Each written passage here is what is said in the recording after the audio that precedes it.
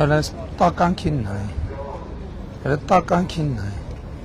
Այսօր Արաբկիրում քաղաքացիական պայմանագիր կուսակցության քարոզարշավի ժամանակ Նիկոլ Փաշինյանը հերթական միջադեպն է ունեցել քաղաքացու հետ։ Արաբկիրում քարոզարշավի ընթացքում Նիկոլ Փաշինյանին մոտեցել է արցախցի Արտուր Օսիպյանը, որ Արցախում հայտնի էր որպես Փաշինյանի աջակից։ Օսիպյանը Փաշինյանի մեղադրել է այն բանի համար, որ իր խոսքով թույլ չի տվել Արցախում հեղափոխություն իրականացնել։ Նա նաև պնդել է, թե Փաշինյանը սկզբում աջակցել է Բակո Սահակյանին, ապա Արայիկ Հարությունյանին։ Արտուր Օսիպյանը Փաշինյանի մեղադրել է նաև այն բանի համար, որ ըստ իրեն թույլ է տվել Արայիկ Հարությունյանին Արցախում կեղծ ընտրություններ անցկացնել։ Հանդիպումից առաջ Օսիպյանը ֆեյսբուքյան իր էջում գրել էր. Թե Նիկոլի տեղը իմացող կա, ասեք բռնցնեմ, բմբուլները հանեմ օդ, բա կերավ մեր միսը։